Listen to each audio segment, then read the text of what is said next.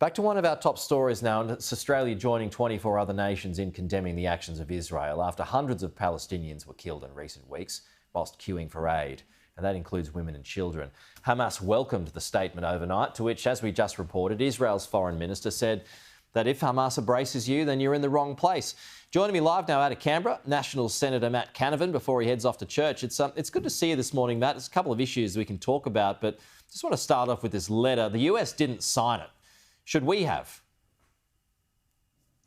Look, I am very concerned about the civilian deaths that have been occurring in Gaza. I think everybody would like to see the conflict finish and this loss of life stop. So, look, I haven't seen the letter, so I can't say whether Australia should have signed it or not. I'm not sure what's in it, but yes, definitely the civilian life we've seen lost in Gaza is shocking and horrific. And obviously we had the bombing of the Catholic Church in the last week. I struggle to see why and how this conflict needs to go on like this.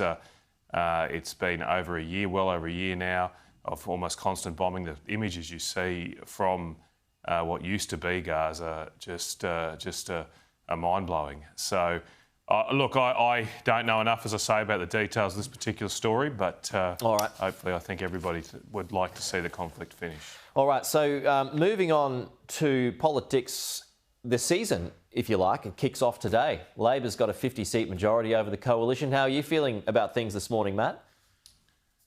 Well, look, I'm up for the fight, Peter. I'm always out there fighting for the people I represent. Right now, there are over 6,000 jobs at risk in Australian metals manufacturing businesses, thanks to the very high energy prices we've seen this government preside over. So while the Labor Party are giving themselves a pat on the back, doing a lap of honour down here in Canberra, I just don't think enough is being done and thought about those Australians who have their jobs at risk. Last week I was in Townsville at the copper refinery there with local members Andrew Wilcox and Phil Thompson and Susan McDonald, our resources spokesperson, and the future for those workers is very uncertain.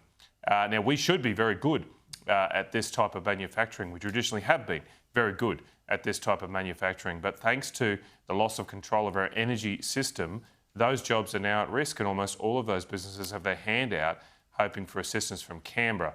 Those businesses used to actually provide tax revenues. They provided profits and wealth to our country. Now, to keep them alive, looks like we have to bail them out because this government can't control the energy system. Well, on that, and this story comes out of Queensland, the global mining giant Glencore has been offered some tax breaks by the Crisafulli government, including a deferral of payroll tax for its workforce because it threatened to close its Mount Isa copper smelter. What are your thoughts on this? I'm not sure whether it's actually accepted this deal or not, but what are your thoughts on this, and if extra federal help is going to be needed here to keep this smelter viable? Look, I'd welcome any support right now. I want to see these facilities continue. I've been talking a lot with the Australian Workers Union. A lot of these jobs are union jobs. I don't want to see them lost. If that copper refinery goes in Townsville and the related smelter in Mount Isa, it would just devastate North Queensland.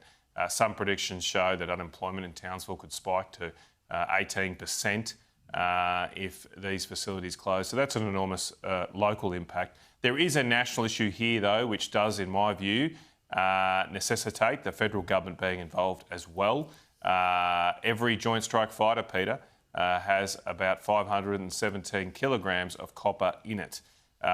This is one of only 2 copper smelters in Australia at Mount Isa, the other being an Olympic Dam. Keeping the sovereign capability of making copper is important to our nation's defence. That's why this week I'll be moving with my colleagues to establish a Senate inquiry into the broader metals manufacturing industry, including those copper jobs in North Queensland. And I hope the government can join with us to at least get to the bottom of what is going on here. And hopefully, as I say, also provide the assistance that only governments can to keep these jobs alive. It is interesting that, you know, the offer of tax help by the Crisafulli government, and I wonder if this leads to perhaps a broader question when it comes to the productivity roundtable by Jim Chalmers in a few weeks' time. Would you be submitting, Matt, any sort of tax changes? Look, I don't have plans to submit directly to the Productivity Roundtable. I haven't been invited. I'd love to come along. I've got plenty of ideas. I've written extensively about productivity. Indeed, you can go back and check, Peter, that when the first Jobs and Skills Summit was formed by Jim Chalmers back in 2022, I wrote a column in the Courier Mail saying, hey, why aren't you inviting the Productivity Commission along? The Productivity Commission did not even get an invite to that Jobs and Skills Summit, and I raised the issue that our productivity had been falling, was stagnating for some time. The government did nothing, and in the last 3 years, productivity has fallen by over 5%. It's the biggest fall on record by far. So this is a belated action from the government. My problem with the Productivity Summit seems to be that it seems to be turning into a tax summit, a higher tax summit, actually. It doesn't seem to be about productivity at all. The only ideas I hear coming out, higher GST, higher taxes on mining companies. There's no way that higher taxes is going to deliver greater productivity. Where is the conversation about red tape? Where is the conversation about how much headaches this place causes for your average business in this country? The government seems to have no agenda to take off the regulatory burden on Australians, and without that, it's got little hope of lifting Australia's productivity. All right. We'll be keeping a close eye on that, as you would expect. Matt, thank you. We'll chat again soon.